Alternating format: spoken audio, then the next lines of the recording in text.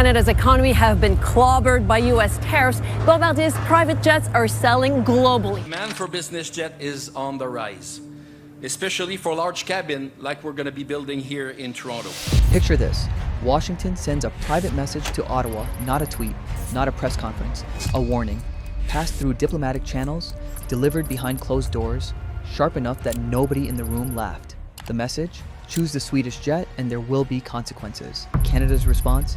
They kept the Swedish jet on the table. And that is the moment the Pentagon's worst nightmare stopped being hypothetical. Because this isn't a story about which fighter jet has better radar. This isn't a procurement dispute buried in government paperwork. This is a story about power, about who controls the keys to your own military, and about what happens when a loyal ally quietly, calmly decides it's done asking permission. Stick with me, because by the end of this video, you're going to see that Canada just fired a warning shot of its own, and the whole of NATO is watching where it lands.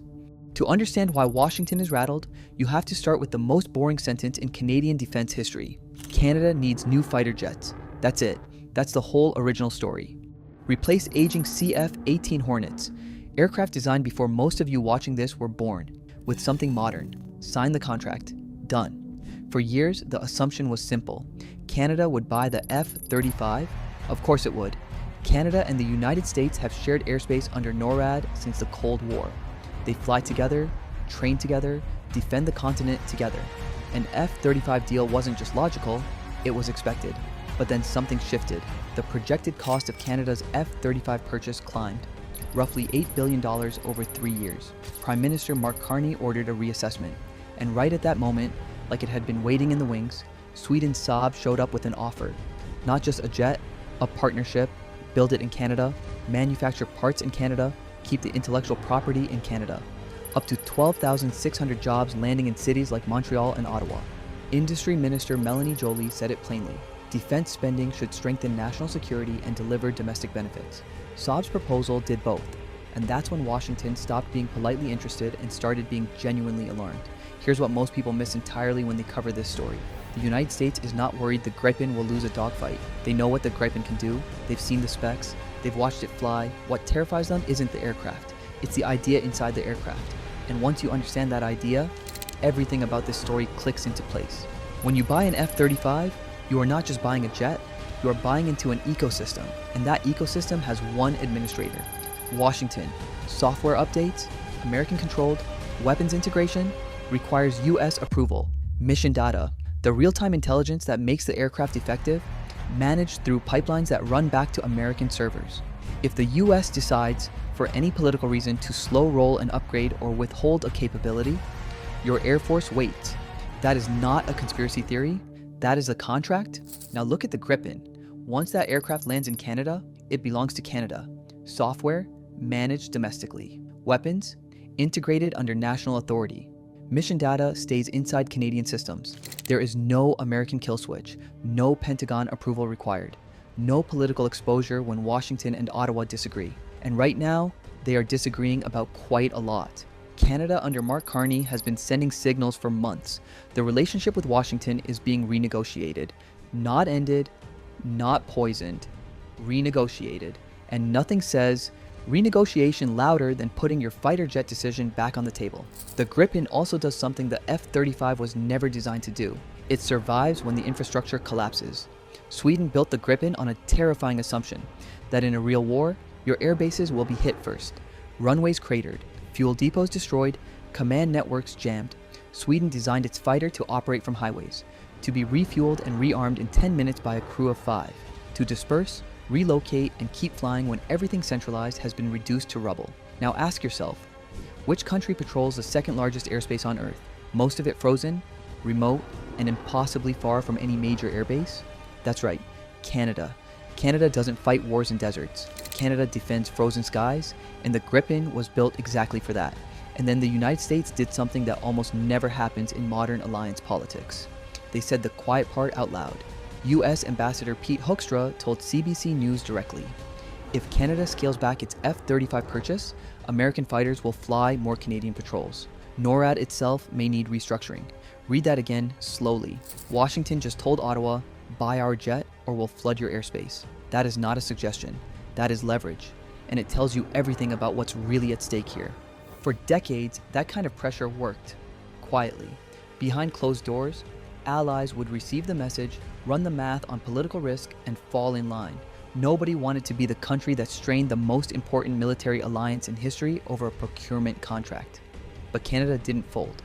And the reason why is more important than the decision itself. Canada made this calculation under a specific context. President Trump had been wielding tariffs like weapons against Western allies.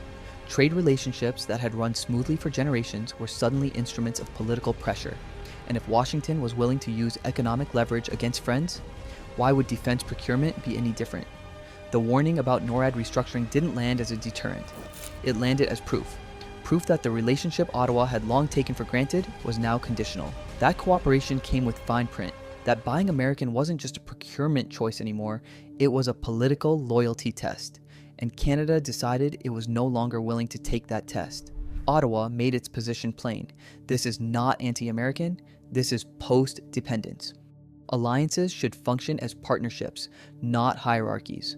Cooperation should not require surrendering operational control.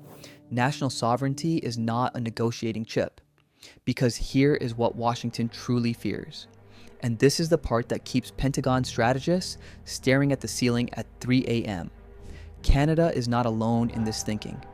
Finland, Norway, Poland, newer NATO members still deciding how deeply to integrate with American systems. Countries watching this dispute very carefully, not to see which jet Canada picks, but to see how Canada resists the pressure. If Canada proves that a modern democracy can choose full operational sovereignty while remaining a committed NATO partner, the influence model that has quietly governed alliance politics for 30 years starts to crack, not shatter, crack. But cracks have a way of spreading. So where does this leave Canada?